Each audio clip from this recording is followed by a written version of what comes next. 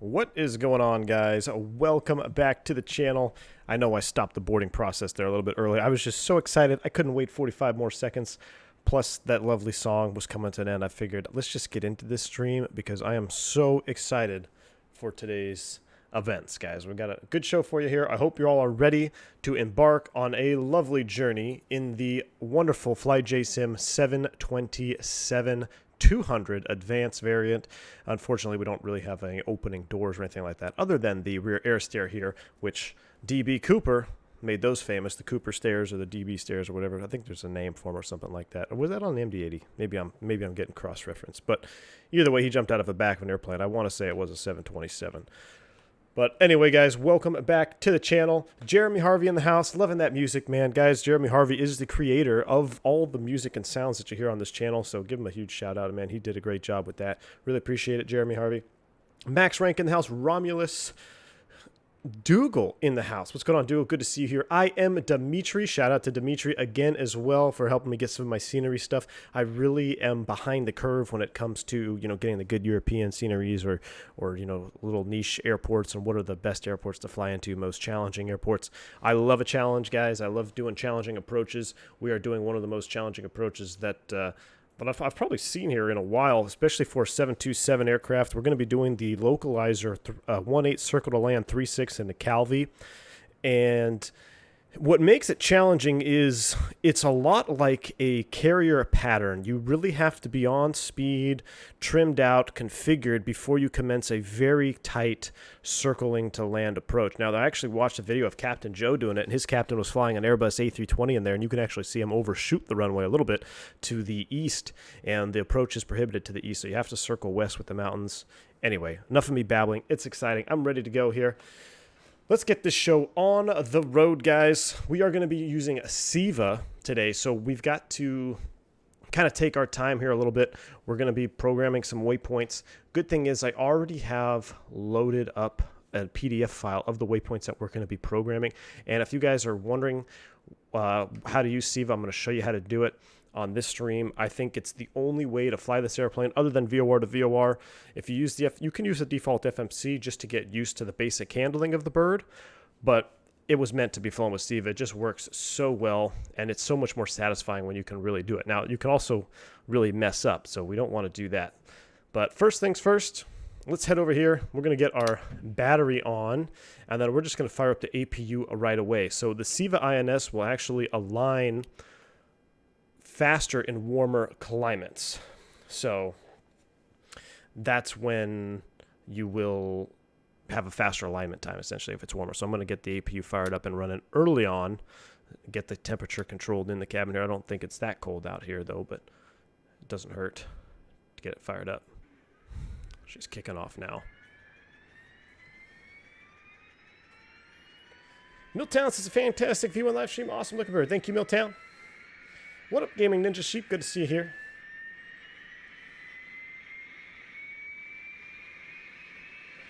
What's up, Carl Childers in the house here?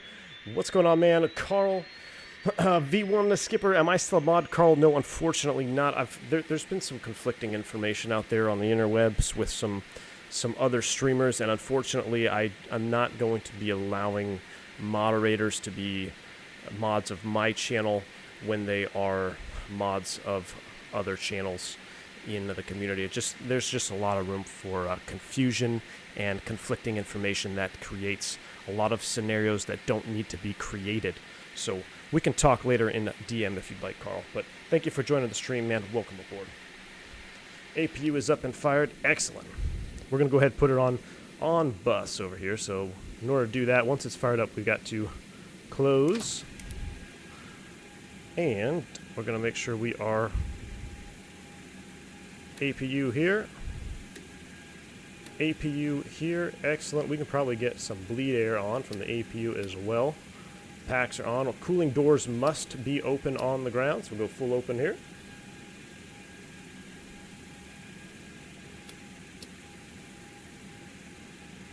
Kept Channel says, what soundbite to use on a Flight Factor 320 to get the attendance on the flight run? That is the BSS sound pack, Captain Chandler. The BSS sound pack has all of those Galley power, I guess, can be on right now. It should have been off when we tripped over the generator bus there, but we'll leave that on for now. But that is the BSS sound pack, my friend. That's got fantastic sounds all the way across the board. We'll get some lights in here. Overhead panel will go up.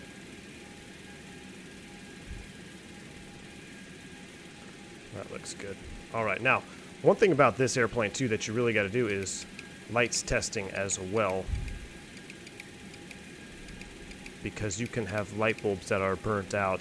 Now, I'm sure there's a way to test the overhead. Matter of fact, just before the stream, I had to replace this bulb right here, the low oil pressure light on engine number 1. So now that we've got some power to the aircraft, let's go ahead and start the Siva process right away. Let me find where my binding is so I don't have to do this the entire stream.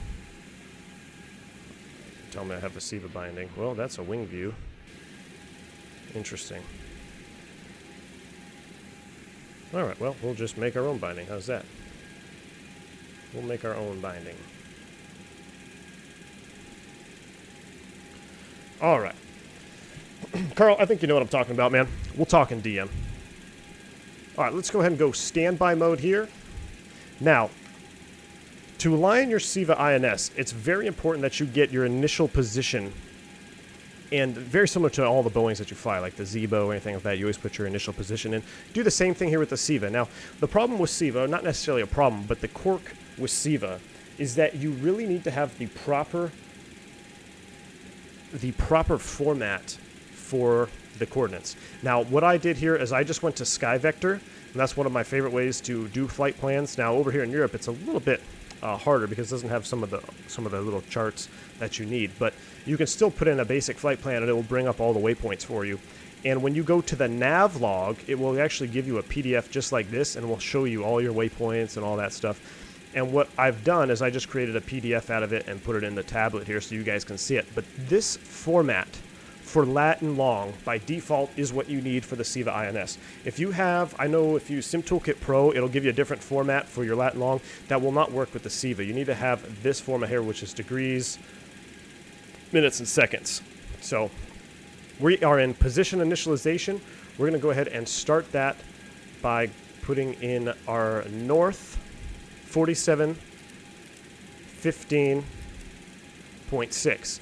Now, ideally, we would like to have a gate coordinate, and we would put the exact gate position down, but we don't have a gate coordinate here in Innsbruck. So a lot of charts will actually show you if you're at a specific gate, say gate Bravo 20, and you look at the lat and long list, it will have a lat and long for that exact gate. That's what you would want to put down. This is going to be a little bit off because we don't have the exact gate, but it'll be okay once we get off past our first waypoint. So then we're going to do E for east, and then we always put a 0 for east, 0, 1, 1, 2, 0, decimal 6. Insert that. That's our position at LOWI. So now we're going to come over here. Desired track status, you can see that says 095. That's our accuracy rating. I'm going to move this into a line mode. And now what should happen is this will start to come down in its accuracy. So the numbers will come down, but your accuracy will be improving. Ideally, you want a 0.5 right here. And again, this timing will depend on how warm it is outside and where your position is to the equator and things like that. So, Cynic HG, welcome to Commercial Pilot, my friend. Welcome on board, dude. Positive rates in chats. Exclamation point, a welcome for a little bit more information on your new perks here at the channel. So we've got that set. I'm going to leave that do its thing for now. Let's come over here, run a basic weight and balance. So the problem, not problem, but the thing we have to be careful with is the approach is restricted to Cat C aircraft only, or up to Category C. You can't have a Category D aircraft, which will be based on your weight and your approach speed going in there. So we have to make sure our approach speed is approximately below 140. So we're looking for that anywhere between 120 and 135 will be good. So we have to adjust our weights here. Trip distance is 1,000 miles, which we don't need that much fuel. So let's go ahead and start with reducing that. I think our total trip distance is 332 miles. So I'm going to leave this at 800, Actually, we can go a little bit less. We'll do a 700-mile trip distance, so by the time we get there, we'll have a little bit of extra gas in case we got to go around to a bulk landing or something like that. Our landing weight is going to be 119. That's pretty low, so that'll be good. That should give us a VREF of somewhere around 126, I think, somewhere around there.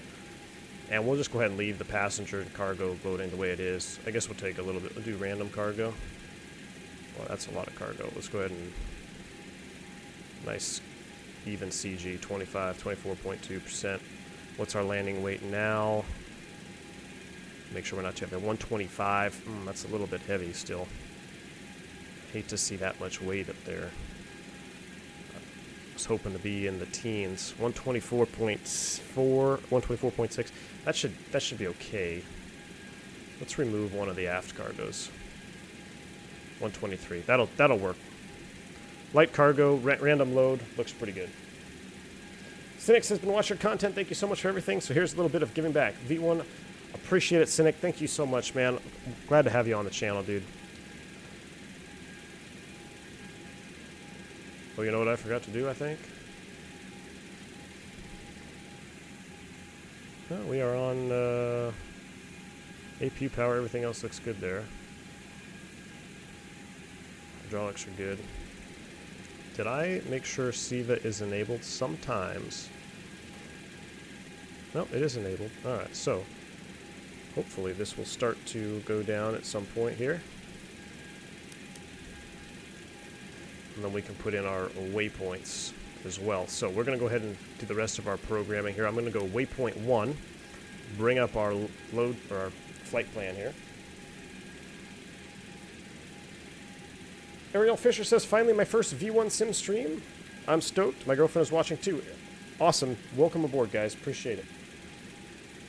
A little bit slower off the gown today, just because we're doing the old school Siva stuff here. So let's get this loaded in the box, make sure it's working properly. We can turn that off right now. All right, so our first waypoint that we're actually going to put in the box is going to be Breno intersection, which is located at north 4658.8, insert, followed by east 0112226. Insert that. Waypoint 2 is going to be Geneva, which is located at the north, 2 for north, 4425.4. Insert, followed by east. You can see the east over here is on the 6 numpad, so we hit 6 for east. 00904.9. Insert that. The next waypoint that we're going to put in the box is, starting our approach, is Liger, which is located at north 4332.6. Insert, followed by east 00858.6. Insert. Next waypoint, Tortu. You can see where it goes. It becomes repetitive. 4313.6. Now you don't want to, if you mess up one of these waypoints, you can really screw up the whole thing, and you may end up having to use either VOR or have to switch to the regular FMC, which is a good option. I'm glad that they included it just for that reason alone, because I have screwed this up where I'm mid-flight and I'm just like, oh man, now I gotta use some way to navigate. So let's see, Tortu east 00857.5.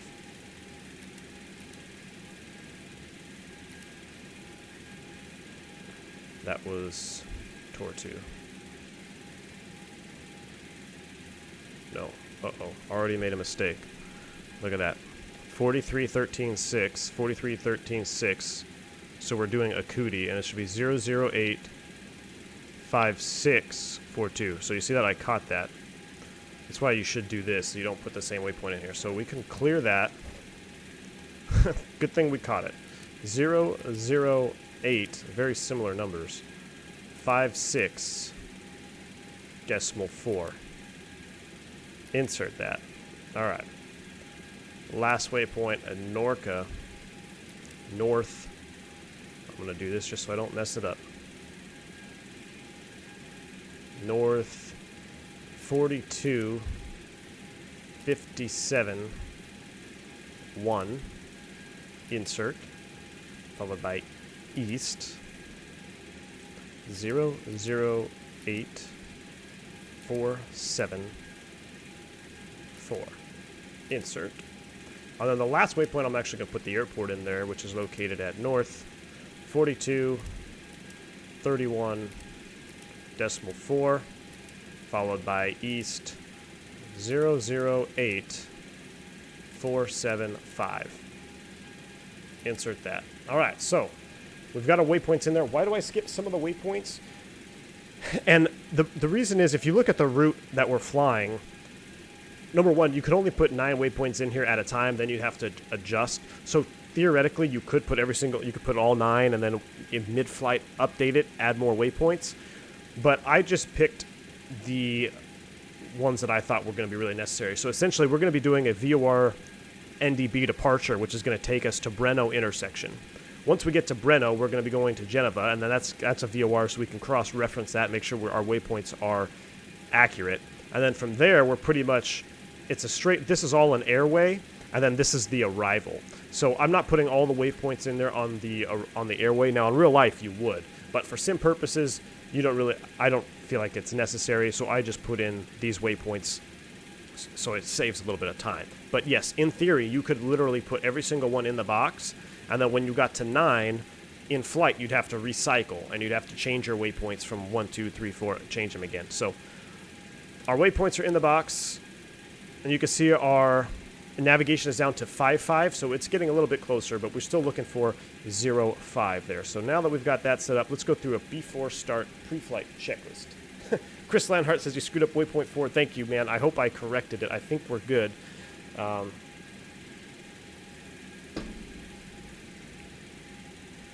But definitely very tedious. So I hope I didn't screw it up. Actually, you know what? Before we do that, let's come down here. Well, we'll wait for it to align, and then we'll verify the positions of each ones. But I think we're going to be okay. The last 3, I'm not too worried about because it's actually part of an arrival that we'll be able to do. So I think I fixed that Akuti one. I think I fixed it. And they're all north. So hopefully we're good there. Like I said, at the very least, you can go into your FMC. But at that point, I think we'll be far enough south. We'll be able to have some land-based navigation aids that we can reference if need be. But if it all goes to crap, you do have that default FMC. Battery on, APU, ground power, APU is on, stall warning checked, so that's up here. Stall warning test, emergency exit lights, they are armed. Passenger signs, we'll go ahead and turn them on. No smoking signs, we'll turn them on. Window heats, we are going to go ahead and get those on right now as we get ready to start up. Radio transponders are set, so we need to set our radio stack. Let's look at our departure out of here. This is why we're taking a little bit of time getting out of here, but I think it's worth it. So we're going to be departing off runway 8. There's 2 ways to depart off runway 8. We can do the easy one, which is basically out to the OEJ, right turn back around to Breno, or we can do this one here, which I feel a little bit more comfortable doing because we're going to be kind of heavy, and this gives us more time to climb. So we're going to probably do half of this procedure. This is why I'm not doing this flight on VATSIM, because I want to be able to do it as real as possible, but I'm still going to take some shortcuts just for the sake of time and streaming purposes. So our initial departure out of here, we basically have to track the localizer 109.5. So let's go ahead and throw that in the box here. 109.5 on a course of 066. So we're going to put a 066 in the OBS here. Now we probably can't get it right now because we are on the ground. So 109.5, we've got that tuned in there. Oh no, 109.7, what am I thinking? That's why. 109.7. There's our localizer. Now we've got no flags. You can see it moving 11 miles away. Perfect. After we track outbound on 066 and we cross over, we're going to track the back course 064 all the way to Rattenberg and make a left turn back around at or above or at 9,500 feet. So we got to tune in the NDB, which I happen to already have tuned in here at 303. Perfect. So 109.7 is what we're tracking outbound. We're going to make a left turn to this NDB, and then we're going to pick up our Siva and going to go direct to Breno after that. But essentially, this departure procedure, you want to be maximum rate of climb out of here. Here's your vertical profile. You don't have a lot of room to mess up. Now, we're probably not going to worry about these restrictions. I'm just going to go full blast and get up to 9.5 as fast as possible. And when we're clear of the terrain, we'll make the circle out and go to Breno. But that is pretty much the extent of the pre-flight we're going to do here on the ground. Reset our load push button there. Let's continue with our checklist. Now, I'm not a 727 pilot by any means, guys. I fly the bus, so I'm doing the best I can systems-wise and navigation-wise. But as far as procedures go, I'm sure it's significantly different, and there's a lot more checks and stuff that go on. But unfortunately, I'm not type rated in the 727. I sure wish I was. We're going to set our top altitude of 9,500 here. That's what we need to be at before we can make our turn out of there. 9,500. We're going to keep it in nav mode for now. Let's see, where were we? Radio is set. Transponder is going to be set. Parking brake is set. APU is already on. Engine start checklist. We're pretty much there. So let's go ahead and look at our Siva one more time.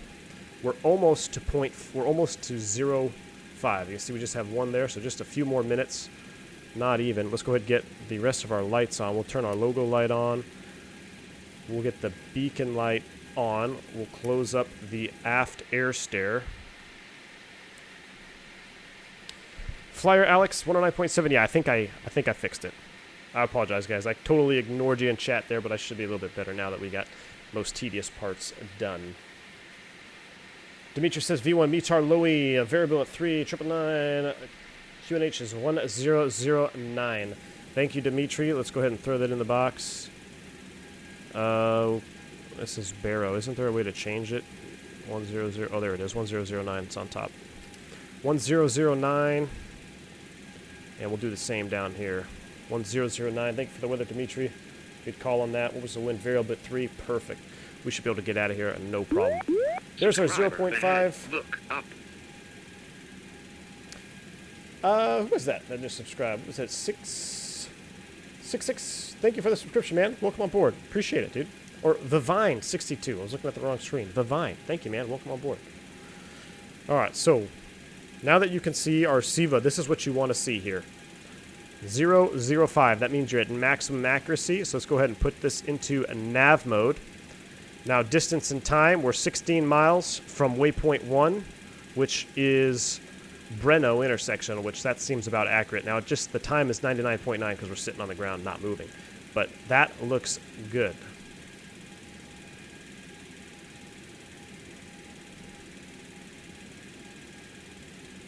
Waypoint 6. I think we just leave it there at 6, right? I don't think we have to reset that. But that looks good. All right. Let's go ahead and get this thing started up, guys. And we're going to do a power back for real. So we'll go ahead and Pro Pizza will come on after start. We'll go ahead and get the packs are off. Engine 1 bleeds are open. APU bleed is open. Start pressure is good. So that panel is actually already configured. Let's go ahead and get our hydraulic system B on. Here's your hydraulic interconnect. This is kind of like an old school PTU, power transfer unit. Check this out, guys. Hydraulic system A, no pressure, right? Because the pumps are off. Open the ground interconnect, and you're basically doing what the PTU does on the Airbus when you get that woof, woof. So we've got that set. We leave hydraulic system A off for push, I believe, if I'm not mistaken. Let's get our fuel pumps on.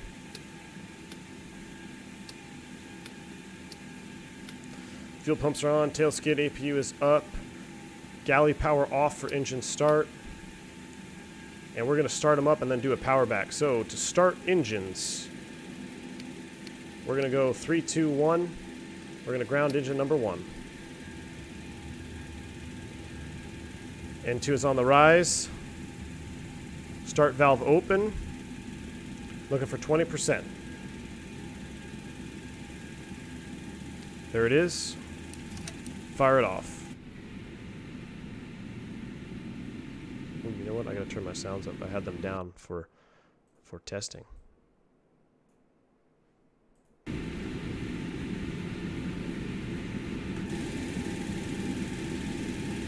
Spool them up, baby. Where is the easy button, Romulus? No easy button on this jet, dude.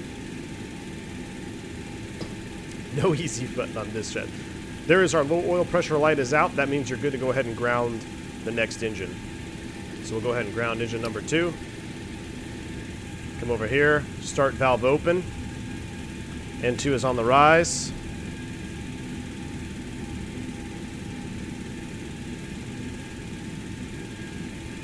%. Light off. Now I actually had a hot start yesterday when I just wanted to test this airplane out, make sure everything was still running. So you do want to watch these. Hi, Chris, I think I'm fine with my Airbus. Oh, man. Can we have a 727 book for dummies, says Dougal. Oh, man. What's up, Max? He says, everyone, no tolos today. No tolos today, man. Today we are totally going out of the norm here, out of the regular. We're going Fly JSIM 727 status. I gotta make sure I still know how to fly old school. We'll go ahead and ground engine number 1 now. Same thing. Start valve open. Low oil pressure light is on. N2 is on the rise.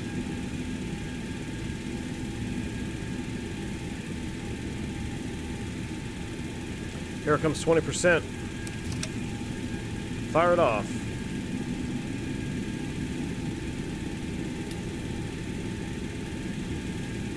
Looking good. They are coming to life. Now for Powerback, you don't want to deploy your flaps. You want to make sure that your flaps up during Powerback. Alright, there's our oil light is out, so we'll come back over to the engineers panel. We're going to go ahead and close the gen ties. And I'm going to go essential power gen 1. Gen 1 here, synchronize when lights are out. That's good. You want to make sure these lights are out. Auto synchron phasers are on. Galley power can go ahead and come back on. We need lights over here. Let's see. I love that flickering fluorescent light. There we go. We got that on. Let's go ahead and open the packs. Jacob K coming in with a $20 Bob. What's up, man? He says, just got done listening to all of your After Dark podcasts. Wow. And they are great. As a current student pilot, all of the tips, lessons learned, and safety pointers are invaluable. Thank you, Jacob K. Thank you so much, man, for your support and that huge donation. Really appreciate it. I'm glad you're enjoying the podcast. Speaking of the V1 podcast for, what much? April, right? No, March. YouTube is just giving me a hard time with the upload. It's just I cannot process your upload right now. So after this stream, I'm going to re-upload it again. Hopefully we'll get it out tonight for you guys. But the podcast should be out any day now for March. Really appreciate your support, Jacob. Thank you, man. All right, so we got our packs on. Now let's go ahead and take a look at our duct temperatures here. Aft cabin. Forward cabin can come up. Stop zooming, dang it. Oh no. There we go, we'll warm it up just a tad. Warm it up just a tad. We'll keep it on main supply. Cruise altitude for this flight is going to be 350. Auto mode, landing altitude 100 feet, that's pretty good. I think that is pretty much it. We'll go ahead and go hydraulic system A on. Last thing we got to do now is turn off the APU. It's already been tripped. Go ahead and shut down APU. Waytech, what's up, man? It says, good afternoon. I see you doing work of 3 people yourself. That is hard work. Yeah, man. This plane is a lot of work. And I'm still not 100% sure that we have our Siva right, so that'll always be fun. Do a quick fire test here just because this bird does like to catch fire, so we've got a fire test is good. Back to the overhead. We're going to take care of the auto brakes after the pushback. So let's go ahead and go through the rest of it. We've already done that. Anti-ice is required after, or that's before takeoff. So we'll set all that before takeoff. All right, guys, so for Powerback, we're going to release the brakes, make sure the area is clear. We'll do it from the outside view because it's just too cool. Select reverse. Give it a little gas.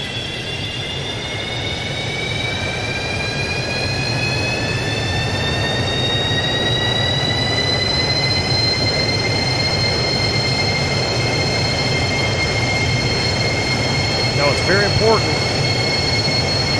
that you don't step on the brakes, or else you can tip the airplane. So to slow down, you actually come to forward thrust. Do not press the brake pedals.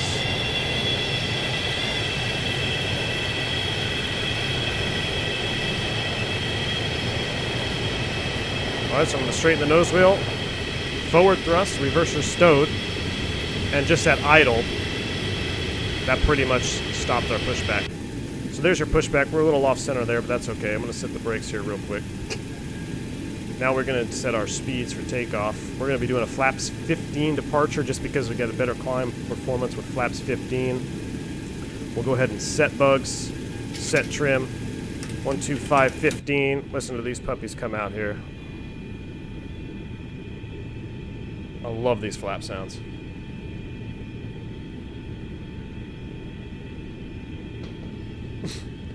Jeremy Harvey says this is equivalent of you working on taking vitamin pills as a pilot. Find the 7.2 is a healthy for your pilots. It definitely is, man.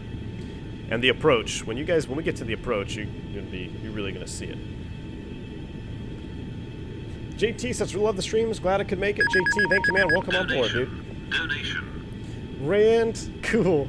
Coming in another $20 bomb. What's up, Rand? Cool. He says, thank you, or I appreciate all you do, my friend, but there's the important thing, more money for Jack Daniels or resupply. Rand, cool. You know it, dude. I didn't do the hard liquor for this flight because I feel like we would crash when we got down to France. So I'm doing the beer right now, but you can bet after this flight, we're definitely gonna get some hard liquor resupply. Thanks again, Rand. Cool. Really appreciate your support, man. Very awesome, dude. And I think I have some lights on that shouldn't be on. Why are all my lights on? I'm gonna taxi light on, turn off everything else. Navigation should have been on. Logo on, wing off. Okay. There's just a weird lighting situation there. Flaps 15 and indicating. Let's go through this. Pitot heat needs to come on. Checklist, very important for this airplane. Flaps, stab trim set for takeoff, flaps set for takeoff, galley power, electrical, no lights. No lights. Beautiful. Let's see where we're. Fuel heat is off, hydraulic pressure and quantity are all normal and green. A little bit low there on A, but it looks good. APU is off, pressure set for cruise altitude, 350, confirmed. Number 2 bleeds closed. We're going to go ahead and close those bleeds. Flight ground switches. Flight.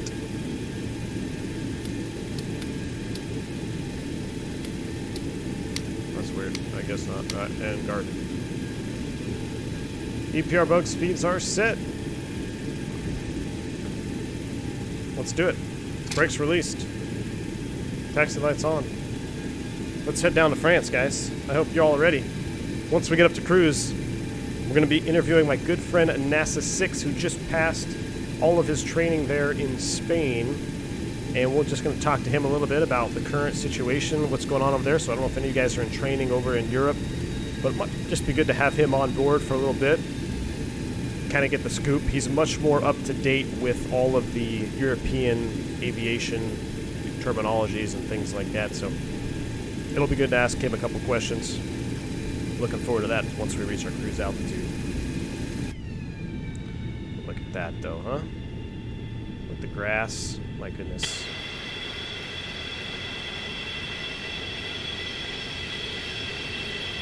Plane says, don't forget to put the pressurization on flight. Yes, we're going to make sure we do that. I want to make sure I don't run off the taxiway either.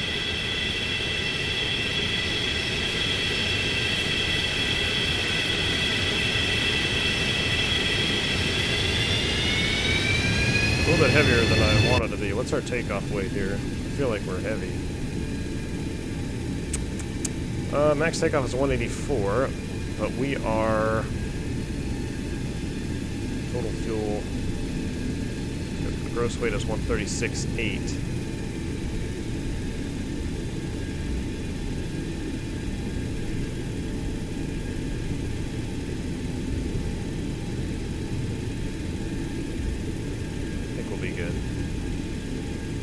I did set the trim there, good. Alright. Oh, flight ground switches on the pressurization panel. Thank you, man. I missed that. I'll set that up here when we do our lineup checks. That's what they meant. Flight ground on the pressurization. That would make more sense.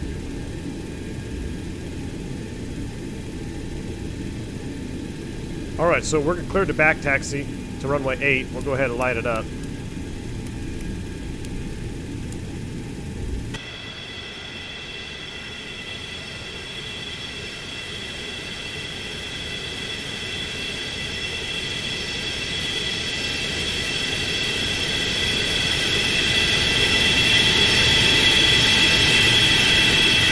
Now that was cool.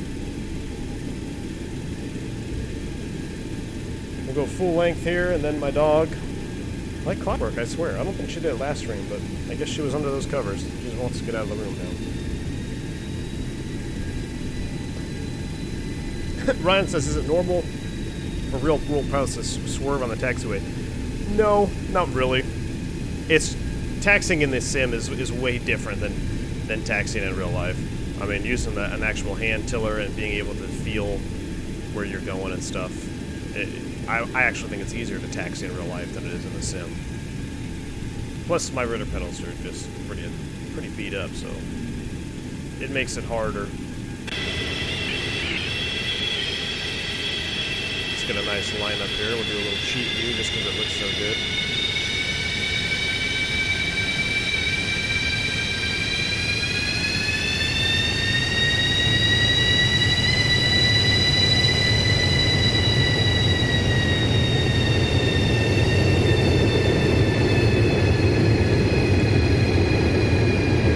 Sounds. Wow. Alright, we're going to set the brake real quick. I'm going to let my dog out so she doesn't freak out.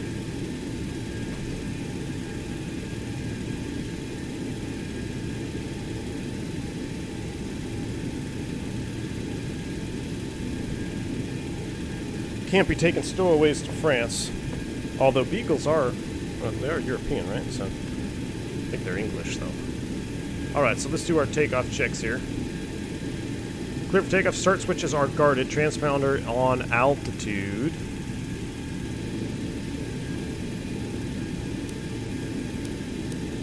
We'll put it into TARA mode. It doesn't really matter. We're offline. Auto pack trips. Normal cutout. So that's where we're going to come back over here. Normal. That's after takeoff. And we also need to move our pressurization to flight mode. Alright. You guys ready? Brakes released. We're gonna fly out. The electricity machine, welcome on board the channel, man. Thank you for that. Exclamation point, welcome. Welcome on board. Positive rates in chat for the electricity machine. Thank you for joining the channel, dude. Alright, let's do a quick review before our departure real quick here. I kind of forgot now. 066, so runway heading max climb until intercepting 066, then we're going to track 064 when this flips over. Oh boy, you guys ready? Let's do it. EPR is 2.15, you don't want to overboost these engines, they will catch fire on you. Stabilized, let's go.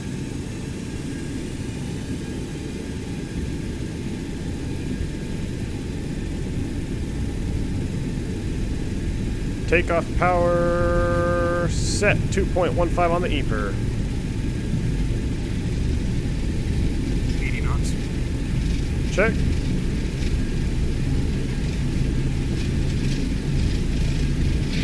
E1, rotate. Nice and easy on the rotation. Positive rate. Gear up. Flyby. Watch your ears, headphone users. It's going to be loud.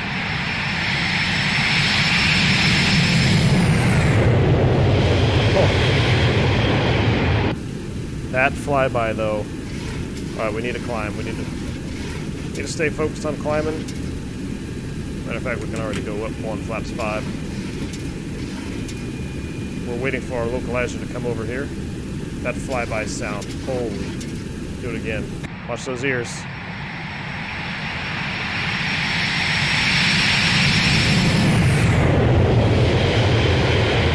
Good night.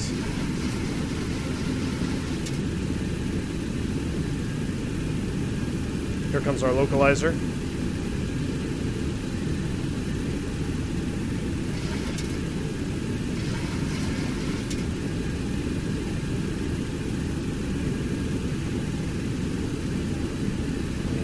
it just a little bit there. Keep climbing, baby.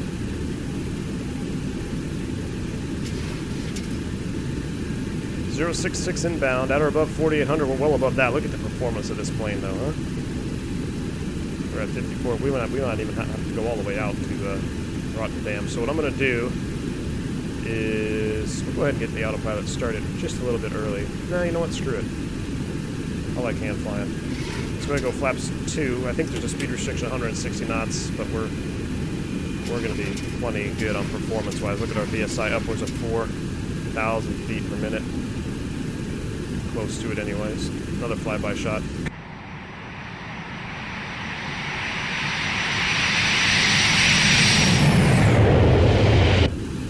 Ladies and gentlemen, that is an airplane for you. I mean, I'll be the first to tell you I love Airbus, but this is a frickin' airplane. Alright, we're definitely going to get off course here, and things can get muddy quick, so let's go ahead and do a little autopilot assistance here. We're going to go autopilot on, heading select, IAS hold, flaps 0, 1,000 to go. I gotta arm the altitude mode. Altitude select, armed, 9,500. Get my flight director on. I guess we could use a little bit of lighting now. Let's get a little bit darker. Fluorescent. Flickers of that fluorescent. There we go. A little bit bright, but easier to see. Alright, so now we're in the cone of confusion as we go over the top. Oh, there's 9,500. Bring the power back. Now this is going to flip around, and we want to track outbound on 064. Once this flips, don't chase the needles when you're on top of the loc like that. See how it just flipped? There we go. So now we can track 064, but I'm going to keep us climbing. We're not going to go because we're technically going the wrong direction right now. So benefits of not being with an ATC network right now, we can just kind of do our own thing. We're going to go 3,500. I'm going to go back to IAS hold. And we definitely exceeded the 250 below 10. Up we go, and we're going to spin it around left. Watch your ears.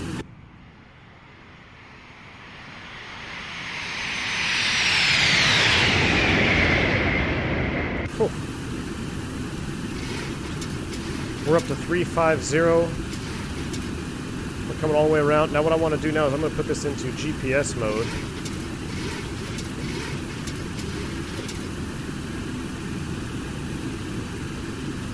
We're going to fly back to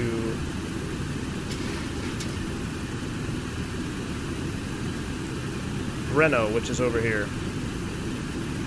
So we're going to keep coming all the way around. We're going to keep climbing. We're at 10,000 feet. We'll go ahead and get the lights off.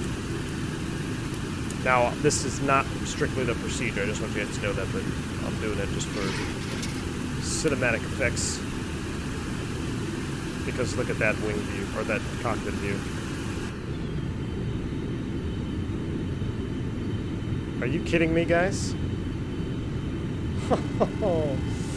Chris the Heart coming in with a $2 bomb. Thank you so much, man. He says, gotta love the 727. Thank you for your support on the channel, man. Really appreciate it.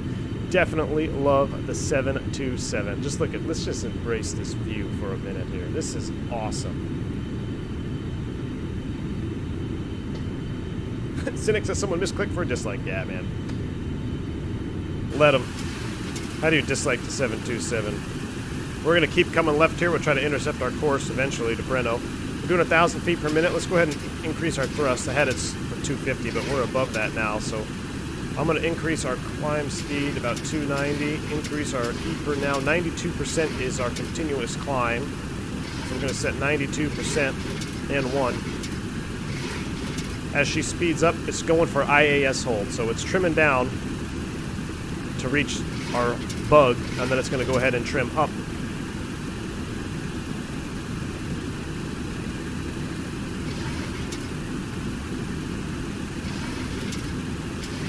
I'm going to set an intercept heading about 210. Perfect, and then we're going to intercept our course back out, and then we'll be on Siva from here on out. Let's do another flyby shot. We'll go ahead and gear handle off. We'll clean up the bird here. After takeoff, the seatbelt switch can stay on, anti-ice closed open. We're not using gears up and off. Flaps up, no lights. Auto pack trim to cut out. Subscriber ahead. Thank you for the subscription there, Chris the Hard. No, who was the Chris subscriber there? I missed it. Thank you for the subscription, man. Appreciate it. We are in cutout. Seeing these low pressure fuel pumps come on, that's normal in the turns and things like that. Let's see. After takeoff, check seatbelt switch on, gear up the line, auto pressure, put hydraulic pressure and quantity. Things are looking good. Quantities are good, pressures are good, fuel temperatures are good. We're pretty much good. And then verify the cabin is climbing. She's climbing about 400 feet a minute. Flaps are up. We can finally take a breath and relax here, it looks like. We just want to make sure we do capture our Siva. Course 172. This should be coming in here any minute now. I'm also going to hit altitude select. You want to make sure you have your altitude selected armed.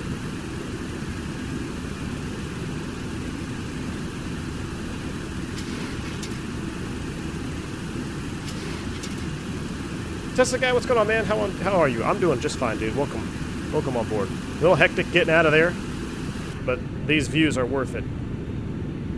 These views are absolutely worth it.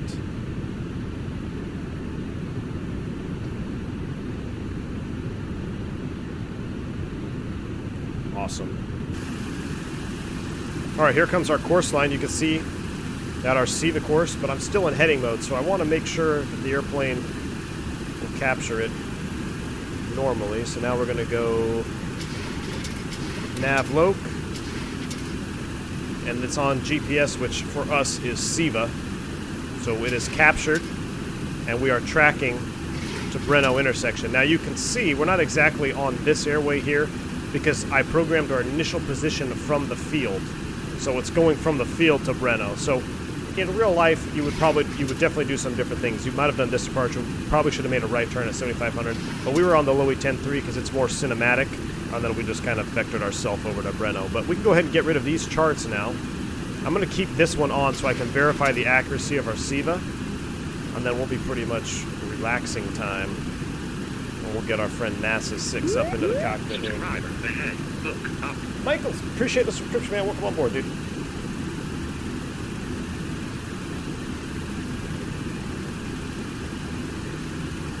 Cynic says, I've never learned to do VOR without cheating. Is there any good guides? Cynic, I have a video on my channel right now. It's in the 737-200.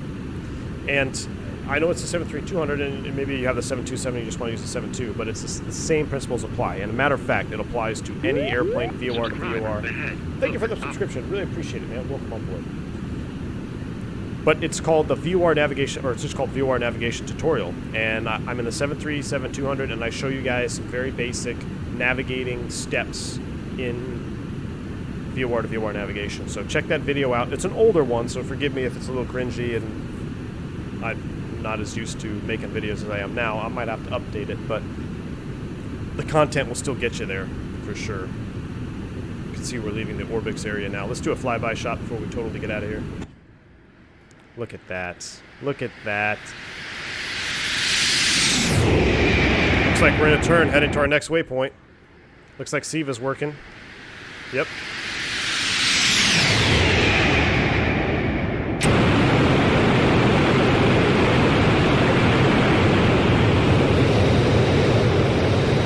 Are you guys officially blasted on the ears? Wow. Thank you, Universe. Welcome on board, man.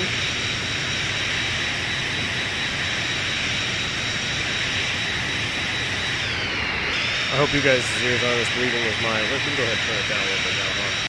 Let's go ahead and turn it down a little bit. We've had our fun.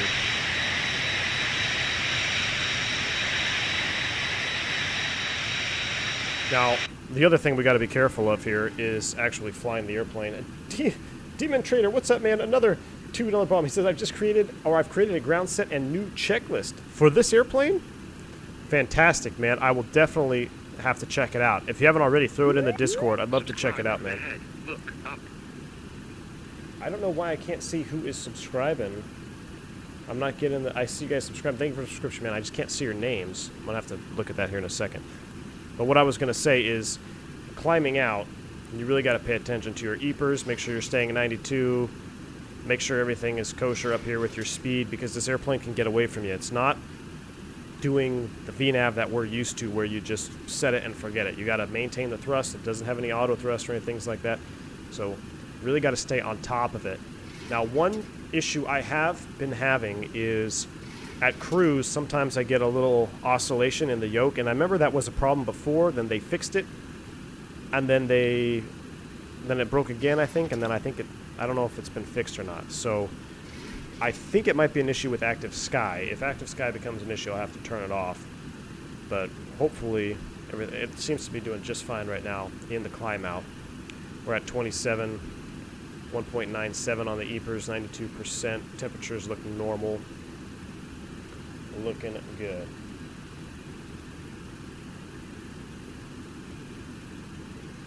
I just can't get over these flybys. Let's do another one. Hopefully your ears aren't bleeding yet.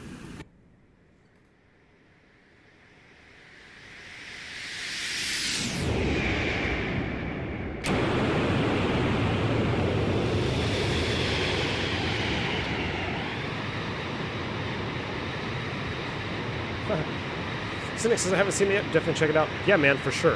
I hope it helps you. Demon Trader says, I'll send you a link on Discord. Nice, man. Definitely. I would love to have a ground set for this. Matter of fact, I tried to pick one up, but I think it was for version 2 only. I think I used to have one, and it doesn't work with the version 3 of the 727 anymore. That view right there, man. Just that profile just looks so mean. Oh, why is she oscillating? Don't be doing that. Weather radar, yeah, I've got it off right now. We're clearing 1 million out here, so we're looking good. 28.8, climbing to 3. We're going to 35. Let's make sure we are able 350. Optimum altitude 36, so yeah, 35 will be perfect. We're doing a 7.2 climb out here as we transition over to Mach. Adane says, V1, how did you get so much subscribers? I'm trying to do X-Plane content also, but no one joins my stream. Can you give me some advice on to get more subs? And yeah, man, you just got to stick with it, dude. And, you know, try to be unique in your content. You know, just don't do the same thing every day. You know, that's kind of why I'm not doing Airbus right now, and I do a lot of Airbus on my channel because that's what I fly in real life, and that's what you guys want to see. I think you want to learn, but try to mix it up. You know, don't just do the same flight, same airplane. Mix it up. And just keep uploading, man. Just keep uploading content. Don't quit. Just grind it out. Now, I'd be lying if I said, you know, probably a lot of you guys wouldn't be here if I wasn't a real world pilot. But I figured you guys want to learn some stuff, so that I have that going for me as far as my channel goes. But don't give up, man. Make new content. Keep different stuff. That's a little bit too quiet now, isn't it? A little bit, but Carta Joel, what is up, man? He says made it to the stream. Carta Joel, I got a little gift for you, my friend. I'm gonna go ahead and welcome you to Team Blue. You've done so much for this community and for my channel in specific. Now, bear with me. Some of the default terrain here is kind of gross, I know, but we're gonna have full ortho Corsica, and it's gonna be absolutely fantastic. So, but yeah, Carta, welcome on board, man, and definitely you deserve being definitely deserve to be a mod. You've done so much for the community here and helping people with the Neo mod and stuff. So welcome on board, dude. Appreciate it. Slam Can says looks beefy in that profile. I know, man, it does. Well, I'm gonna park it outside as soon as we level off. You just don't want to park it outside too early because then you'll forget where your speed's at. Matter of fact, we're gonna bump down the N1 just a tad here. We're gonna come back down to 1.98 on the EPers. Watch those temperatures. I'm going to dial the speed back just a little bit. We don't need to climb out at 8.0.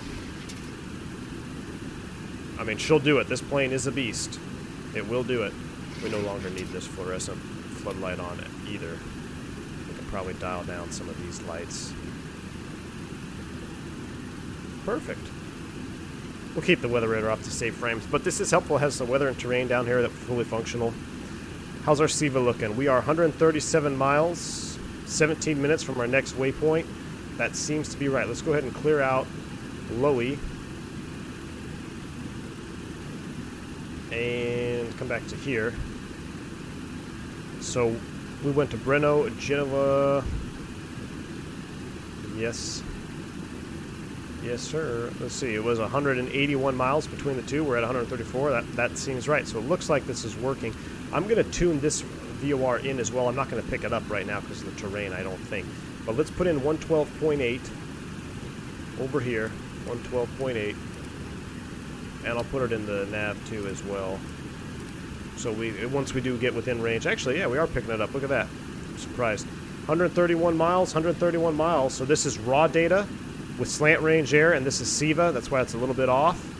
But that looks good to me. So we know we programmed our Siva at least at this point correct. And we're just about ready to go. Andre says, may I get first class seat? Yeah, man. Problem is, the one thing that is sad on this airplane, and I'd be lying if I said it didn't bother me, but there is no cabin. No cabin. Now, I know they did it for performance issues, and it probably takes a lot of time and resources to model an entire cabin. And I'd be lying if I said it didn't make me sad that there wasn't a cabin. But the rest of the plane is so good. You can still create wing views and sit on wing views. So, matter of fact, where's my other? Let's sit here. Actually, I've got two wing views. I've got this one. We need to make another one here. So let's want to stay inside because you don't want to go outside and blast your ears when you're moving around. Right over the top of the wing. How's that? Oh, that looks good right there. Boom.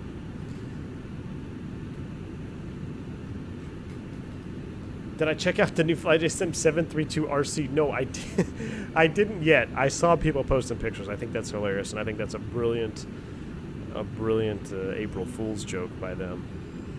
What sim is this? This is X-Plane 11, man. Set 2992. Wow, yeah. Totally forgot that through the transition altitude. Or 1013, right? It is 1013. Standard. 1013, thanks for that. 1,000 feet to go. How's everything looking over here? Temps are good. Percentages are good. Once we get into cruise, we're going to just kick back and relax. Our fuel is good. What's our fuel temp at? I don't think we have to warm it up until it's like below minus 30, technically. Well, maybe it's even, yeah, minus 30. That's the altitude horn. 1,000 feet to go. Now, when she levels off, you're going to have to reduce the thrust on your own, because if you don't, it's just going to keep going, and you'll end up overspeeding, getting a Mach tuck. This airplane has some really cool aerodynamic things modeled, such as Dutch roll, which I've come into contact with on this bird, and I think you can actually get it into Mach tuck if you're not careful. So there's a lot of really cool aerodynamic modeling on this airplane that I enjoy a lot. So 34.5, 500 feet to go. Now this is where I was having an issue where the trim just would keep running back and forth, back and forth. Hopefully it'll be good here. Salva, is this a smoking flight? You bet, man. That reminds me. You are now free to light them up, guys. Light them up, seatbelt signs off. We're doing 8.0 Mach and we're climbing out to 35,000 feet. This is awesome.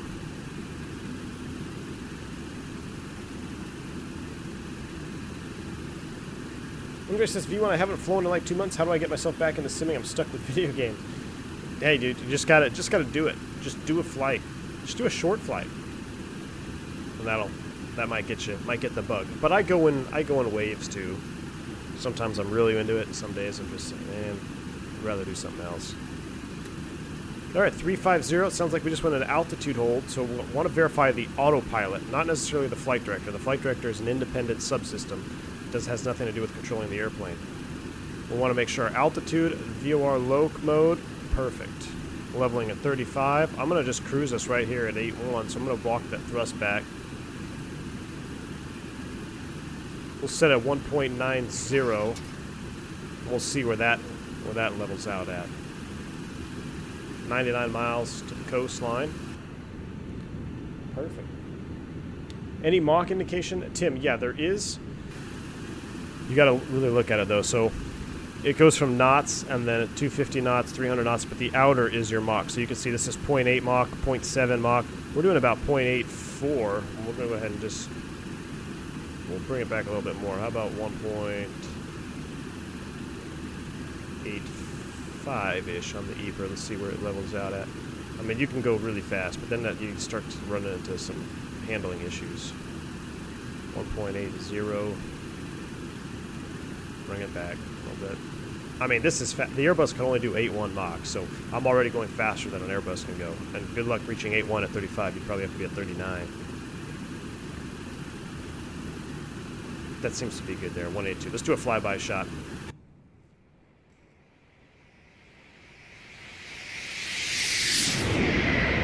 Oh yeah. We're moving. We're moving and stable. Things are looking good. DCB99 says, we'd love to see a stream of the TBM 900 in Oregon or Washington with that tasty ORBX scenery. DCB, I already have, man. I've done some streams up there. We'll probably, once we get back to the U.S., I'm digging this Euro tour right now. I really feel like I'm on a Euro tour with you guys. I mean, I've only done one U.S. stream. That was just to take a break and talk about some serious issues. But flying that 7-hour stream over here, and now we're just flying all around the continent of Europe, connecting airports, connecting dots. I'm really enjoying this. So once we conclude the Euro tour and we get back over to the United States, we'll definitely do some more GA stuff. We're even going to do some GA stuff here in the Alps, so that'll be fun.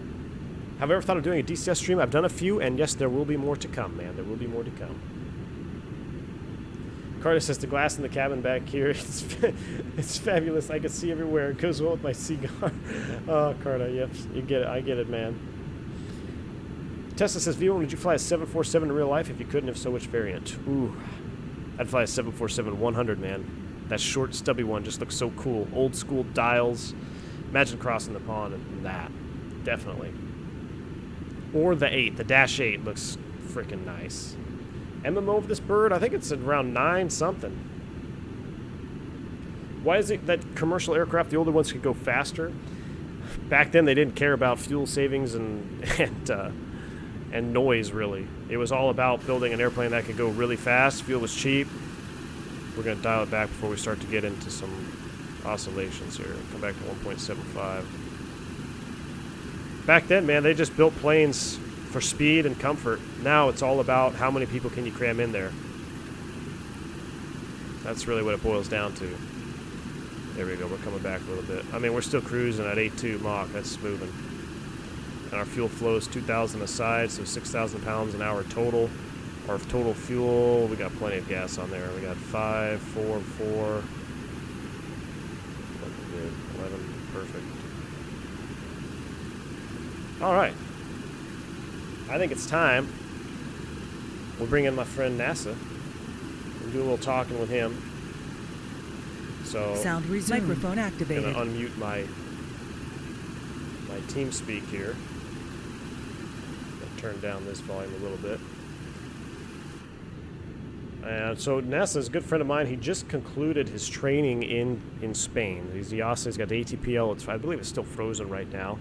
And if you guys got questions for him, fire them away in chat, and we'll see if we can get a couple on there. I know a couple of you guys were asking about flight training in Europe specifically, and I never really speak to flight training in Europe because I'm not familiar with the process over there and how it all goes, but he can definitely offer some insight in that. Let's see if we can ring him up here. NASA, you with me? I'm here. Hey, man, what's going on, dude? Hello. Hey, how's it going, dude? I'm good. How are you? Doing Thanks for good. having me here. Yeah, yeah. So let me go ahead and change the views here so I don't blowing out my eardrums on the stream. And there we go. I think that's pretty stable. So what's going on, man? You just finished up your ATPL, right? Indeed.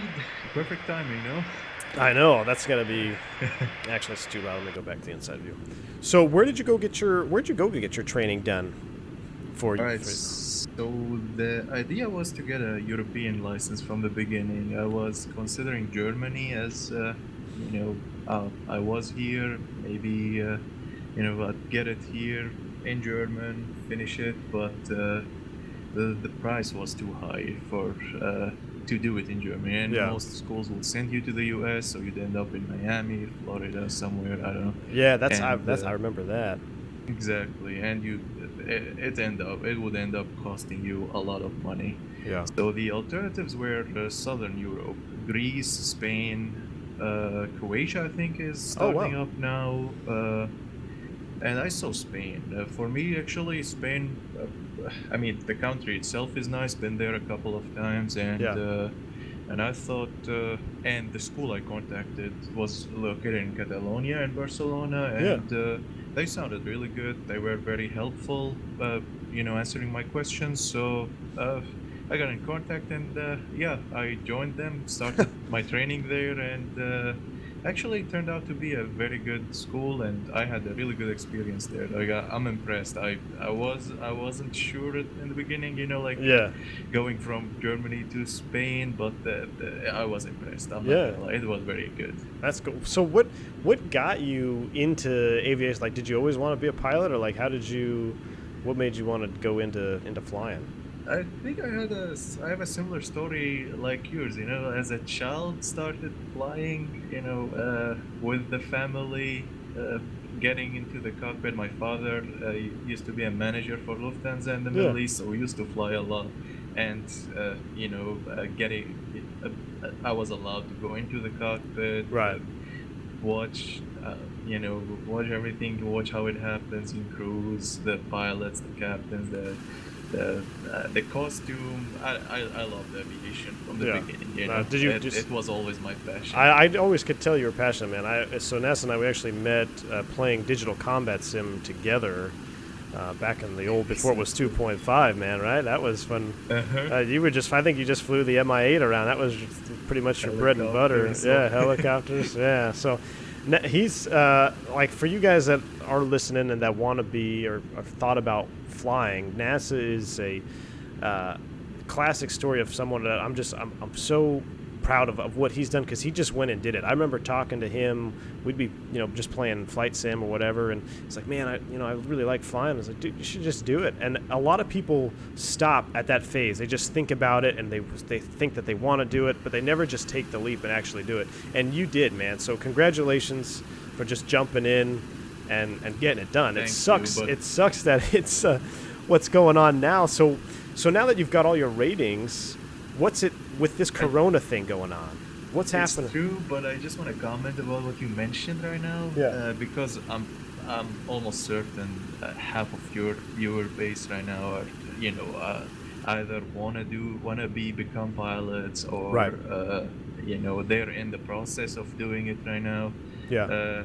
You guys just inform yourself about it, but get information from proper sources. Don't watch videos. I was so scared reading news and watching videos. Like, they don't give you proper information. Really? It's you get very scared because of the high cost, but you can always find a way to either get a loan or something. Yeah. Don't be afraid of. I know a lot of people who are afraid of math and physics, as an example. Oh yeah, I get that question That's a a lot. misconception. That's a misconception. You have to be good at them. You have to, but you're not required to do, a tough math in your head.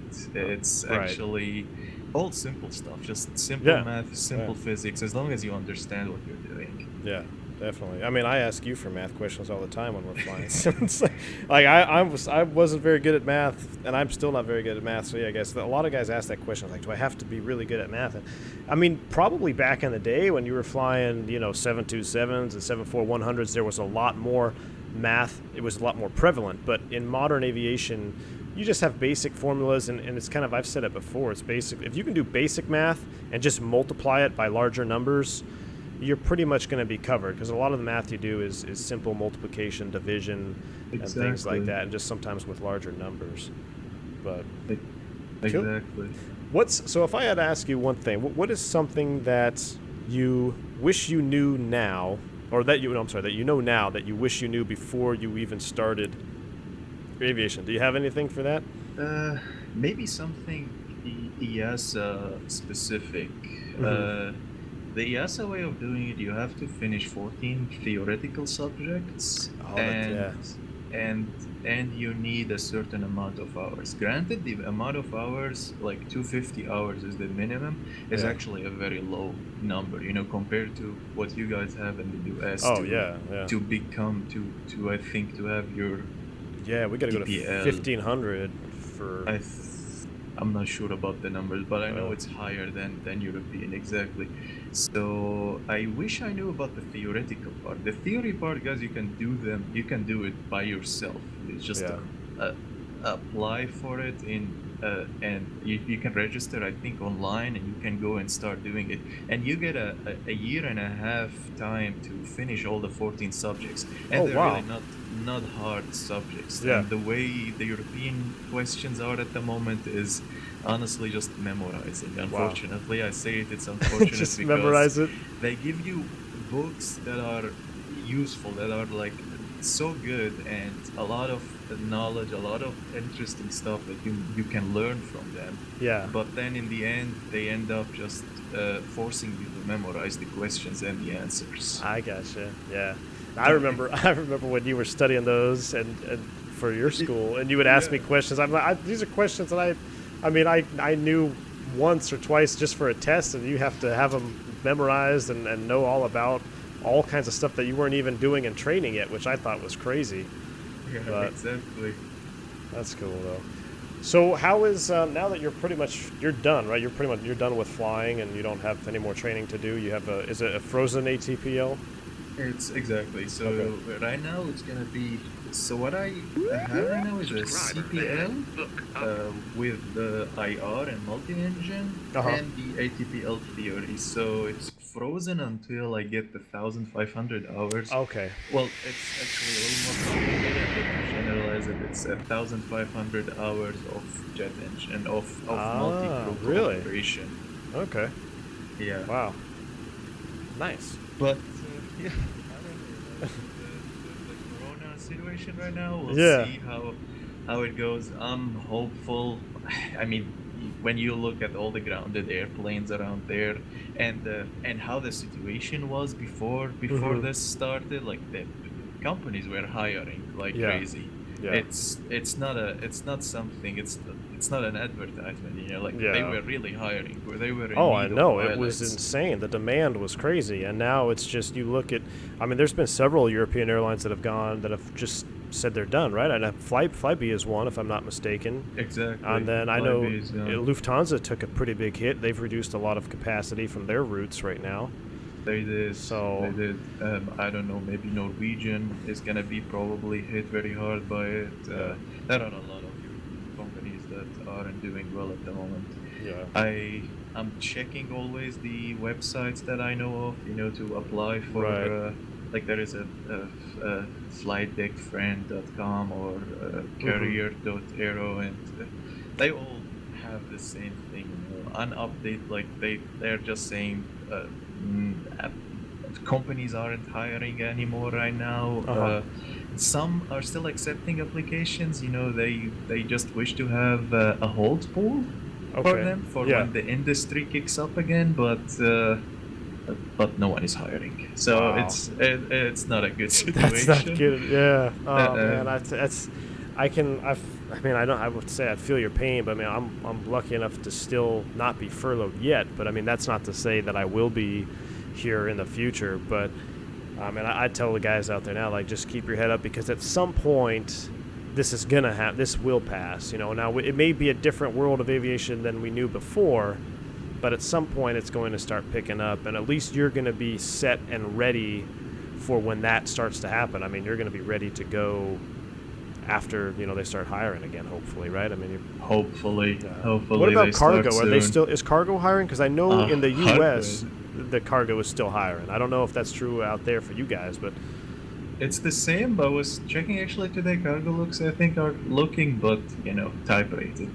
They want yeah, 747 type rated people, Right. Which is understandable. And you know, in a situation like now, there are pilots that have the experience yeah, who got furloughed or you know are not working anymore, so they have the priority right. over people like me. I gotcha. Yeah. Well, man, I appreciate you coming on. I just want to mention Yeah, one go last ahead. thing. So Go ahead. you No, wanna I'm just, go ahead, man. just like I want to thank you a lot, to be honest, because this channel helped me a lot. Like, this is not a lie. I went to MCC. MCC is multi-crew cooperation. I had a simulator on the Airbus 320, Uh-huh. and instructors. I'm not gonna lie, we're kind of impressed by what I knew. But Really? all of my knowledge was because of this channel. You know, I don't know. That's awesome to hear, Showing man. around the Yeah. Airbus, That's telling it. us how to do stuff properly, combining that with a book of an Airbus and everything. Yeah. So thank you very Ah, much. dude, I appreciate it, man. No, it's- most of your viewers probably know a lot more on the Airbus Right. than some flight students. Yeah, Believe me. I appreciate that, man. Thank you, dude. It's you studied hard. You worked your butt off. I was there when you were in training, and you sent me messages, and some pictures that you sent were absolutely stunning too, flying out there in Spain. So, but I'm happy for you, man. And like I said, just keep your head up. I know this situation really sucks right now, but it's going to pass at some point. We just don't know exactly when. So. But Exactly. I think I've already flown over my Thank top you. of descent, and Yeah, I'm gonna I be just noticed. You I'm have to. gonna be messed All up here. So I appreciate you, man, and I'll catch Thank you later. very all right? much. Take it easy, Bye-bye. dude. Bye bye. Disconnected.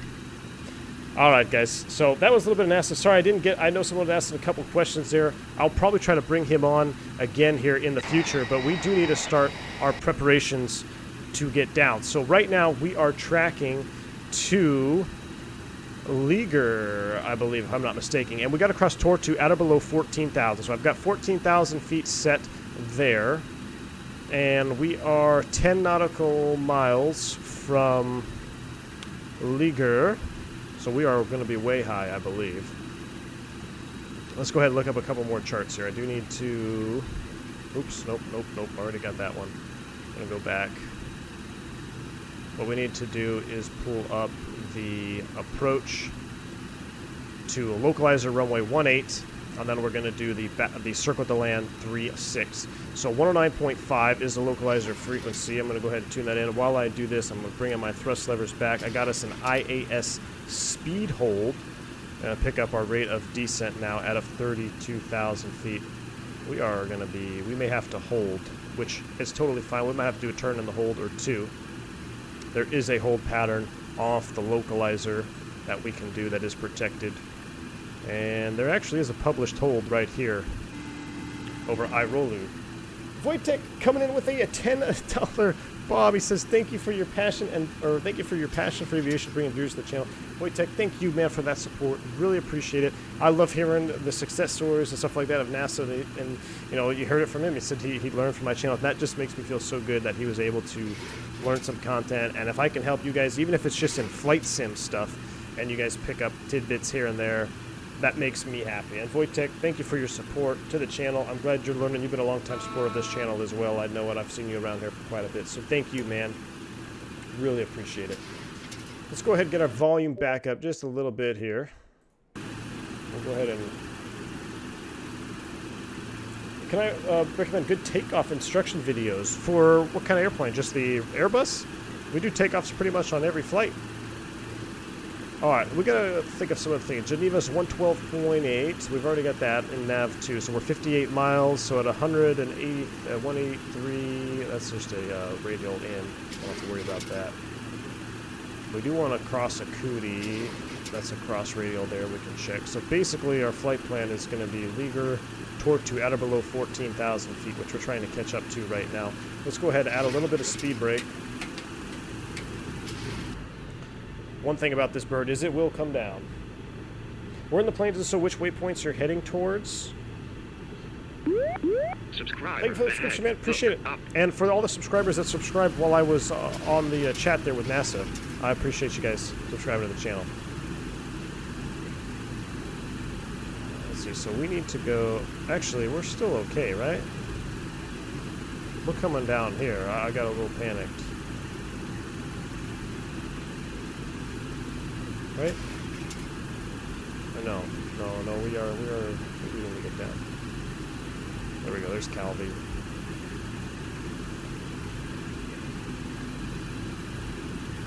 So right now we are, to see where we're going from and to, you can see we're waypoint from 3 to waypoint 4 is where we're headed to right now. That's what that 3-4 means right there. We are 5 miles out from, I don't think that was Ligor. Did we have an extra, we must have had an extra waypoint. No? Unless it's off. By a few. We could be off reference a little bit here. Keep coming down. Let me just look at the map one more time. I feel like... Oh no, that's what was throwing me off. It's just this long arm here, so I'm not used to seeing that. We're going waypoint 4 to 5, so we are a little bit high, but we're going to come all the way down. If we need to hold, we're going to hold at this fix right here, Iru, which is 10 miles. Basically a 10-mile hold off of the CLI localizer 109.5. So I don't doubt we can pick up 109.5 right now. Oh, no, we can't. We're 16. Oh no, I'm sorry. We have to put it in nav 2 because nav 1 is our Siva. So to see how far we are from the low, I don't know if we can pick it up this far. Yeah, no, we can't pick up the localizer yet in DME 2, but we'll leave that in the standby mode. We're still looking good. I can probably get rid of the speed brake. 19 descending. Are you doing a cross prawn Saturday? No, I am not doing a cross prawn Saturday.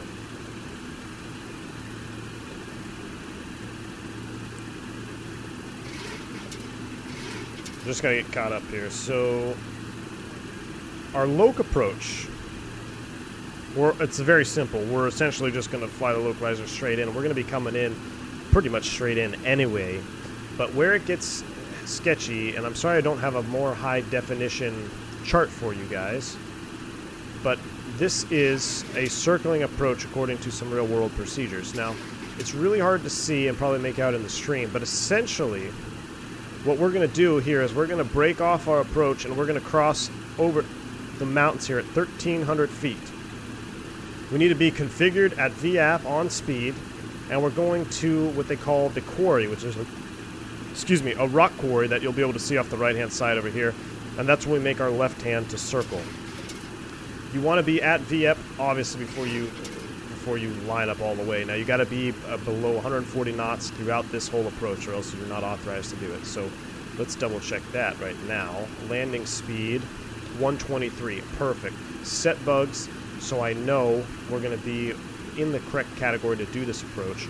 We'll break off at 1,300. We're going to turn everything off. We're going to fly visually along the mountains. It's very similar to that Innsbruck circling approach.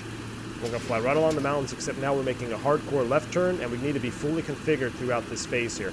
Now, this airplane, on this type of approach, you need to be in trim on speed before you start making that 90 or that 180 turn back in. So I challenge you guys who have the 727 to do this approach. It's a lot of fun. I think you'll really enjoy it. But as a word of advice, make sure you are in trim, configured, and stable before you begin this turn here. If you start to try to configure and add flaps throughout this turn, it's not going to work out very good with you. You want to be leveled, configured, and on speed, essentially. It's very much like a carrier pattern, a case 1 arrival, because you're very close in, and you're pretty much rolling out at 3/4 of a mile, lining up straight in. Now, I can see the airport there. We are still a little bit high. Let's go ahead and pick up our rate of descent. We're going from waypoint 5 to waypoint 6. So let's go back to our other charts here. I'm probably going to have to stay off the chat for a minute. So Ligor, we can cross-reference Akuta. I think we're already past Akuta. I think we're at Norca now. There we go. We just picked up our load. Perfect. So we're going to do the published hold. We're going to do one turn in the hold here. We're going to do one turn in the hold. At 10 miles, we're just going to flip it all the way back around to 358 in heading mode until we can get down. We're at a 14. We're going to take it all the way down to 3,300. So we're going to set 3,300. We are high. We did get behind on this airplane, but we're gonna get it. We're gonna set 250 there. I mean, she comes down 2,500 feet a minute. Look at that. Tesla Guy says, Captain Joe did a video when he was at Air Berlin. Yes, I watched that video recently, thanks to Dimitri. That's a fantastic video. I was saying this captain kind of overshot the runway there a little bit. I'm hoping hoping I don't do that. But it's definitely a challenge. Like, this is a captain-only approach, and I mean, it's a no-joke approach. 3027 in the altimeters, so we want to make sure we have that set. 3027, which translates to right about 1025. 3027. We're at 14 miles. X-Plane 1942 coming in with a $5 super chat bomb. No chat message, though. Appreciate it, X-Plane 1972. Welcome to the stream, man. Things are getting hairy. I'm already behind the airplane. Appreciate you being here. Dude, YouTube is being weird, XP. I didn't even know you were streaming yesterday. It's ridiculous, man.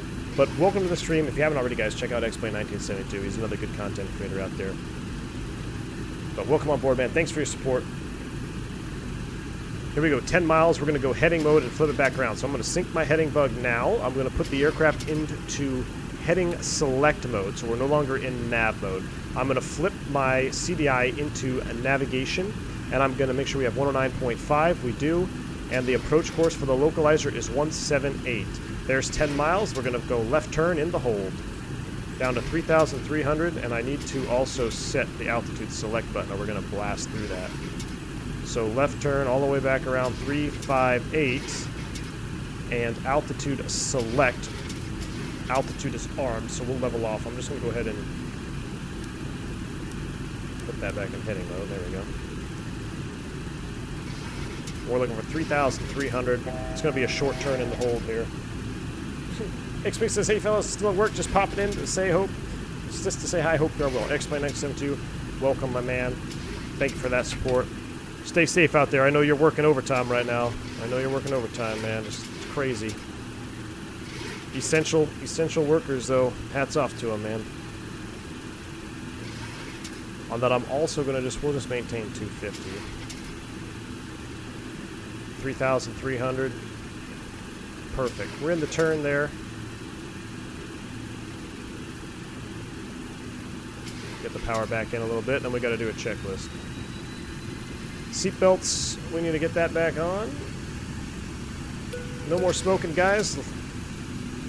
Seatbelts on, landing lights are on, altimeters are set, radio altimeter, we're not going to use it. Flight instruments are set, hydraulic, and pressure quantities are still good. Alright, so we're technically need to go outbound for 1 minute now. We're at 3,300 feet, 250 knots. We're going to turn back inbound, we're going to track inbound, then we're going to break off it visually. So let's brief this approach. We're going to be 1,300 feet on a slightly offset course, about 195 from the runway. We'll be fully configured at 1,300 feet in a constant descent. Ideally, we want to make this turn here at 1,000 feet. We want to cross the quarry at 1,000 feet in the turn. The sweet spot rolling out is right around 700 to 800 feet in the rollout. Don't want to overshoot terrain and restricted stuff off to the east of the airport. We're going to keep it tight. Flaps 30, landing. Everything is manual. We're going to go auto brakes. We're going to just do disarm. Yeah, we're going to disarm the auto brakes. We're going to do manual brakes. I like manual brakes in this airplane. It just feels wrong to have auto brakes on. Everything else is set. Pressurization is coming down. There is a 1 minute, so here we go. Let's chart inbound. Wow, look at my speed. I got distracted. Look at that. We're blasted out of there. That's a violation. But that's alright. I got to talking. So I'm going to spin it back around the 120 intercept course. Let's get the speed brakes out, slow us down a little bit so we don't get yelled at.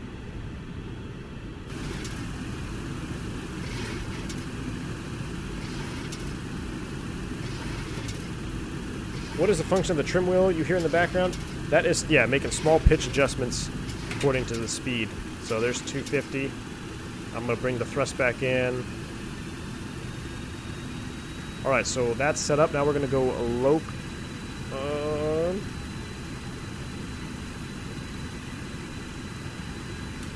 arm. The loc is arm. We're 250 knots, 3,300. Lights are on. We're looking good. Loc captured. So now we're going to track inbound 178. Back to our loc chart. We're looking for 2,300 That's once we pass 10 miles. So what I'm going to do, we're going to do it all manual. I'm going to set 1,300, because that's our initial visual break-off altitude. And once we hit 10 miles, I'm going to turn everything off and hand fly it. We're 250 knots, lights are on, landing checklist is complete. I can see her in the background there. Looking good. 15 miles in closing. Fly by.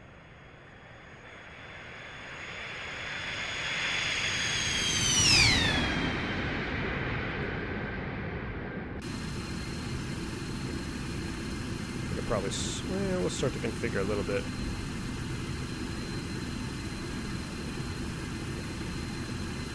We'll come back to 200 knots.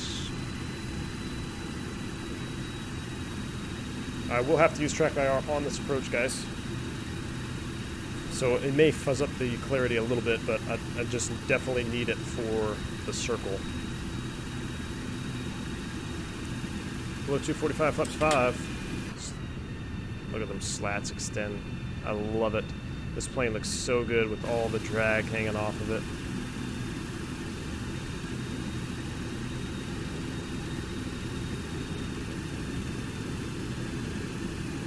Turn up the volume a little bit more, just because it sounds.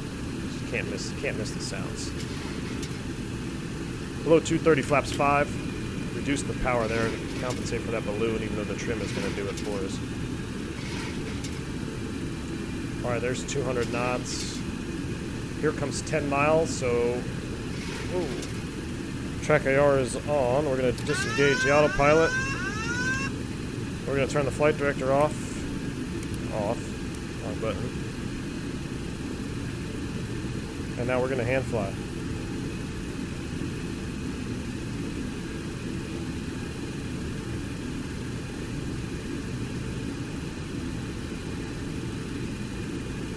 Alright, so we just got to make sure we're above 2,300 at 7 miles, which we're going to be. And that's where we're going. We're breaking off over there. We're going to circle back and land on 3.6. I'm going to have to not pay attention to chat here, guys. Unfortunately. There's 7 miles, 2,700 feet. We're looking good. We're getting a little bit high. We'll go ahead and continue to come down.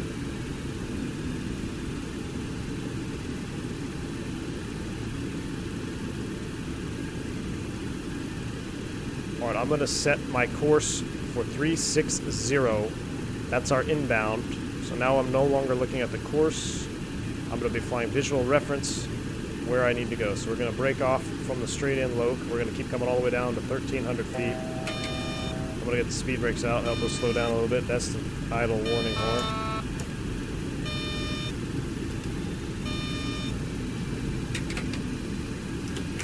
Below 200, flaps 15. A little bit of a balloon there.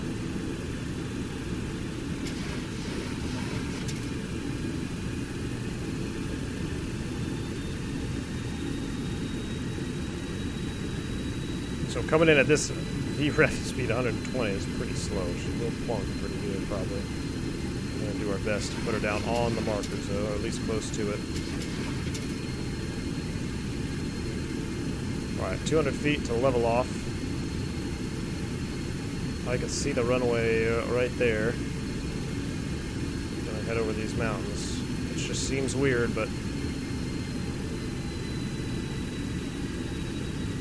alright, let's go ahead and continue configuring the aircraft. Gear down. Flaps 20. I'm gonna get back up to our 1,300.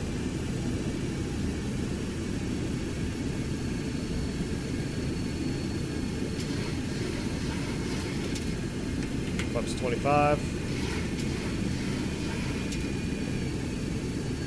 So that gets us below Cat 140, 130, about 100 feet low. Get some more trim in there. We got to work that trim up now. Flaps full. Tad bit low. Let's get that power in.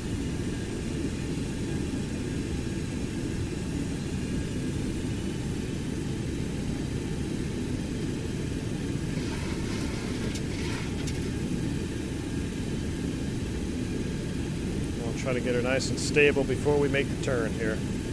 So there's where we gotta go.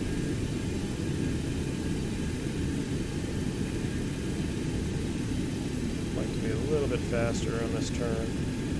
Now I believe the quarry, you can barely see it off the nose there. There it is, that white spot. That's the quarry. The rock quarry. Alright, so now we can go ahead and start coming back down, start trickling down that descent.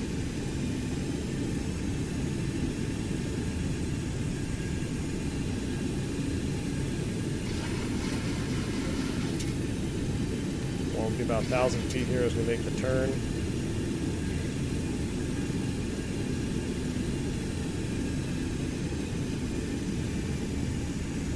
There's our runway. There we go. We're going to let it descend a little bit. Going to get some power. We're getting the low rep. We need to get some power in, especially as we make this turn here.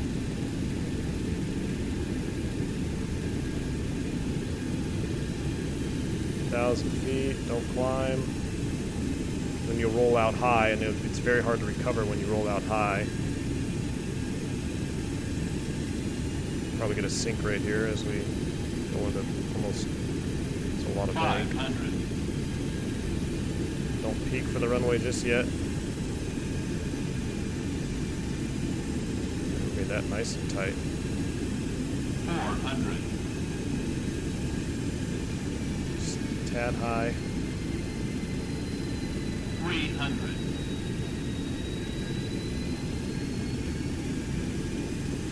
200. 2 whites, 2 reds, looking good. 130 knots. Oh, appreciate the super chat. 100. Don't want to chunk this one now. 50. 40. 30. 20. 10. Oh, yes. Spoilers. Reverse green.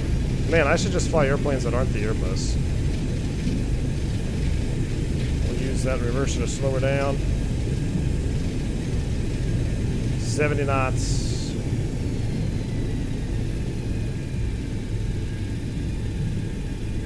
Woo! Ladies and gentlemen, welcome to France.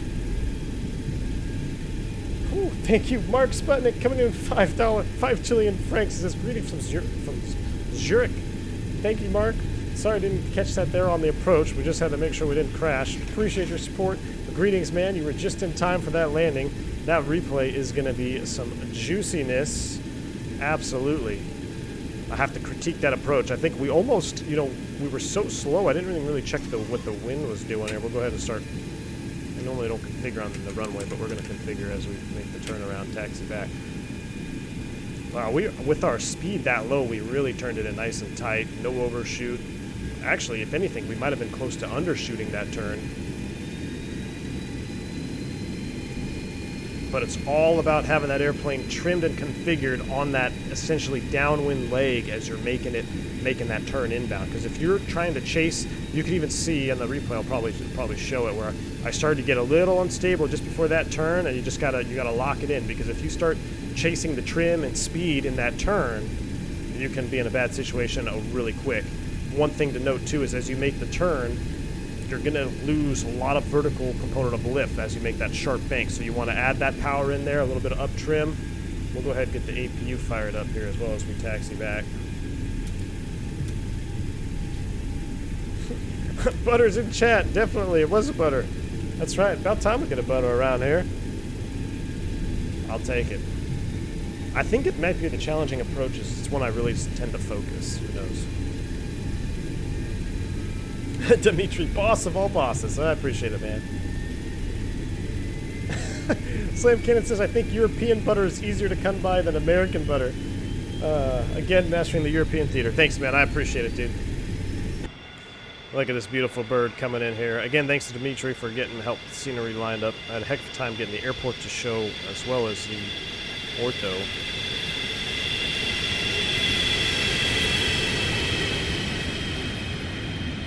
Now we gotta take this bird all the way over here. We'll park it up next to some Airbuses. Steve B coming in with a $10 bomb, man. Says hats off. I appreciate it. Thank you so much for your support to the channel. Really appreciate it, man. Thank you. I'm saluting you back, good sir. Excuse me. Where's Rancool at? It's about time for that whiskey, my friend. Definitely gonna have a couple of whiskeys after that. All right, let's try to still keep it professional. Let's get some of these lights off, not that one. Strobe lights can come off. Logo lights can stay on. Chicks dig logo lights. Oh, did I overshoot the turn? Almost. Everything else can stay on there. Flaps are up and indicating. Spoilers are disarmed. APU is online.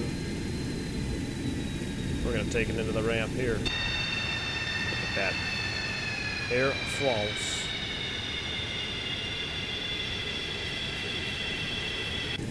Alright, I want to park right next to this Air Corsica Airbus. Absolutely. I'm parking next to you.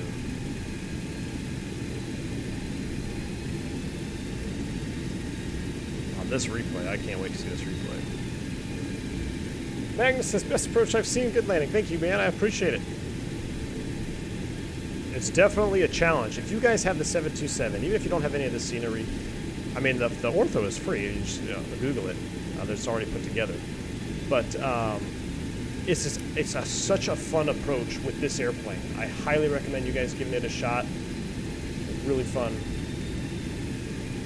Where are we at here? I don't even know where my centerline reference is, but he says I'm on the line, so we're just going to follow him. Looks awfully phallic. Brake set. Alright, we're going to shut this down. We're going to go ahead and put it on the APU gen. APU gen. Essential power APU. Those are all tripped. Let's shut it down.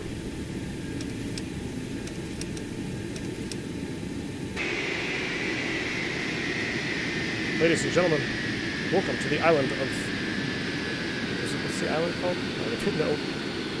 Calvi? A little off center line there, Marshaller. I'll blame Gerald McGinley on that one. I keep wanting to say Corsica. Yeah, Corsica. Island of Corsica. Dougal says, stunning approach and landing. I loved it. Thank you, Dougal. Let's check out that replay, guys. Everything else is pretty good here. So, real view is already disabled. I did this flight without a real view. Let me just verify. Real view is disabled. Perfect. Alright, we're going to throw this into replay mode. Whoop. And we're going to go toggle replay mode here. Let's back it up. Long taxi back. A little bit too far there. Ooh, that's right on the turn.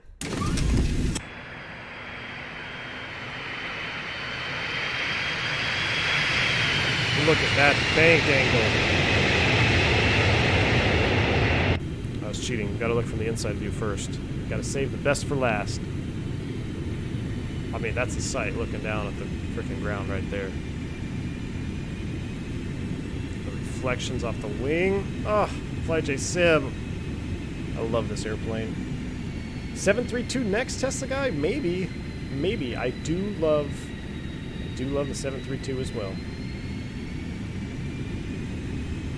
Carter says, yeah, I find my landings are better if I do visual approaches landing myself. Yeah, I agree, man. Once you are focused and really in tune with what the airplane is doing, look at those trees coming over. Oh, that runway view is going to be good. But yeah, when you're focused,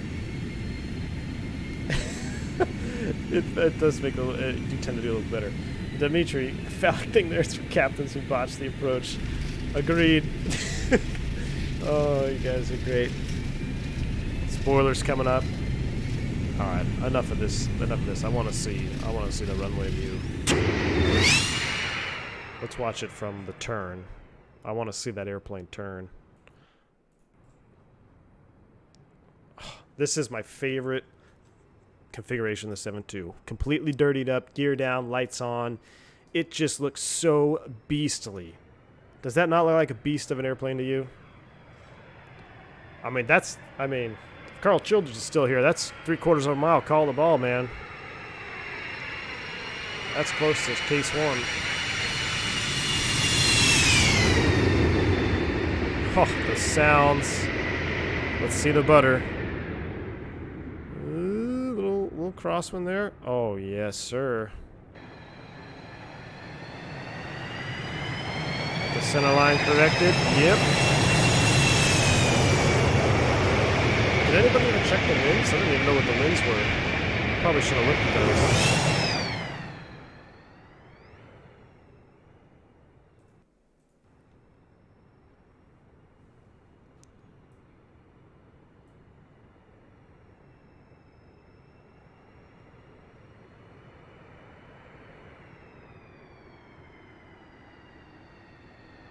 Oh, perfect.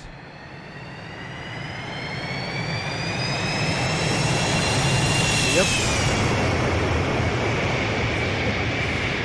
Do I fly with the yoke? Yeah, this was the honeycomb yoke on this bird right here. This was all honeycomb yoke.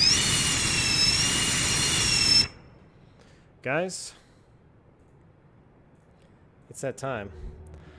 I hope you enjoyed this video. I sure enjoyed this video. A little bit of Siva, a little bit of 727 oil and grease, a little bit of NASA 6 coming on. Shout out to NASA 6 for coming on, talking about some European aviation right now. Congratulations to him for finishing all of his training. Oh, right in the touchdown zone too. That's 1,000 foot plus 3 stripes. You're good to go. I had a lot of fun on this stream. Hope you guys learned something. Mods, sponsors, donors, everybody hanging out in chat. I appreciate y'all. Really make this community something great. Don't forget, please hit that like button on the way out. We are still trying to combat YouTube's new algorithm situation. So hit that like button for me on the way out, guys, if you enjoyed this video. I look forward to seeing you all again on the next stream, departing Calvi St Katherine Airport. Dimitri, huge shout out again to you, getting me set up here, scrolling the scenery. Awesome stuff, all the way around. I love you guys. Take care, stay safe. Sit there. It's time for me to get off. Stay safe. Be one. I'll catch you next time. See ya.